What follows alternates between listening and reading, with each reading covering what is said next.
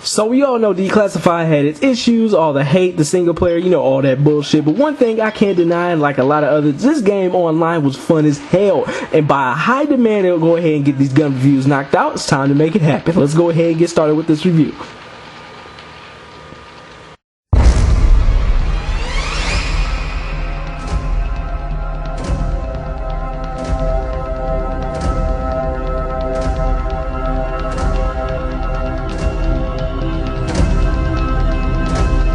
Yo, what is going on, guys? Tyroke here, aka the Light Skin Gamer LSG, and welcome to my Call of Duty Black Ops Declassified gun reviews, starting out with the Carbine, aka the Commando. Now, in case you guys didn't know, the Commando is the first weapon you unlocked, fully automatic M4, very balanced weapon, and to be honest with you, it's one of my favorites. And seeing as how Declassified is different from Killzone Mercenaries multiplayer, seeing as how there's actually weapon attachments and perks and all that other bullshit, I'm gonna go ahead and incorporate that into the review. So without further ado, let's go ahead and get started.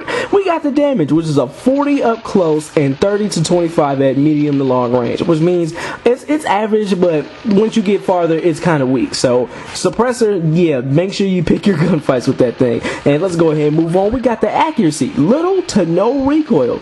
Weight balance really isn't needed, so you have no problem landing bullets on your target. Now, the iron sights and the muzzle flare can be a little distracting sometimes, but you really wouldn't have that much of an issue. So let's go ahead and move on. We got the range, assault rifle range, so it's decent, but overall the gun is pretty average, and it's actually on the weak side, so it's not as strong as an AK or Galil. So is the fire rate going to match up to that or anything else? We're going to go ahead and see real quick. We got the clip size, which is 30 rounds and then 45 with extended mags. Now that's actually pretty good, but at the same time, extra bullets never hurts. So let's go ahead and move on. We got the rate of fire, 750 rounds per minute. This is standard. This is actually pretty damn balanced. This is what I actually like about the weapon. Now what we're going to get into is the actual attachments on the gun, just some of the physical stuff that we can get into, like the red dot sight.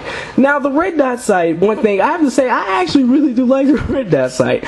It's not really needed, but at the same time, I did so much better than I had my iron sight. So the red dot sight was actually a nice choice for me.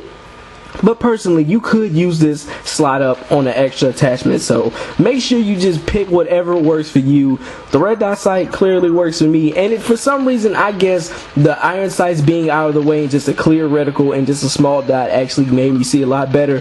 But although on some other guns the red dot sight really doesn't help me as much, but on this gun I thought it was a nice fit. So that's one thing you can look out for, and compared to the other sight, the ACOG sight, it was a definite clear winner, so that's what I had to go ahead and pick. And remember, everything is perfectly up to you. Customization is fine. So let's go ahead and move on. We got the suppressor.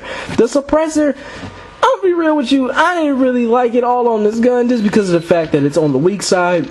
Usually some weak guns I wouldn't mind it because of course fire rate would match up, but people spam Bettys on this game and use the strongest weapons that they can. So to be real with you, suppressor really wasn't all that great for me. I did way much better without a suppressor and with a red dot sight. That's just my personal preference and extended mags, but the suppressor is not useless. You can actually get some work done with this attachment, so remember, whatever works for you. So let's go ahead and move on. We got the ACOG sight. Just ew. That's all I can say. This thing is just ew. Honestly, I'm not a big fan of scopes on my guns, but one thing that I actually come to accept is the fact that they actually look pretty decent on an M4 type gun. Like an AK, I've never liked it. Like a FAMAS, never liked it, but definitely on an M4 variant, I loved it, and it just seemed to work fine. So I guess I had no issue with it. So the ACOG scope, I mean, it's alright, but it's definitely not one thing that I actually go ahead and pick. So next up, grenade launcher. I think we all know where I'm gonna go with this one. Me personally, I'm not getting like, oh, two tubes, thumbs it down. No, not at all. Honestly, grenade launchers do give you a damage boost and add you an extra explosive, or extra 3 explosives just in case you might have a surplus, but to be real with you, it actually does.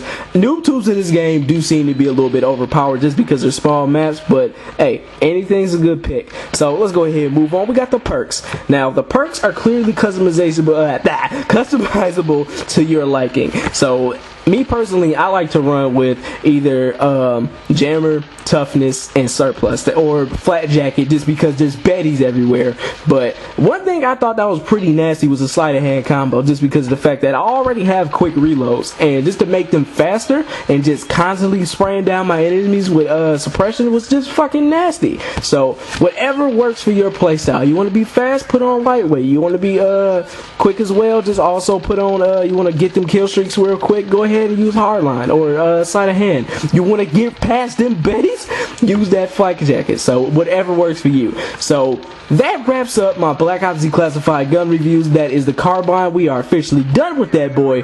Leave a comment down below on the next gun that you want me to review next, and as always, thank you very much for watching. Tune in for more. Like, comment, subscribe, and that is it, guys. Tyrogue is out.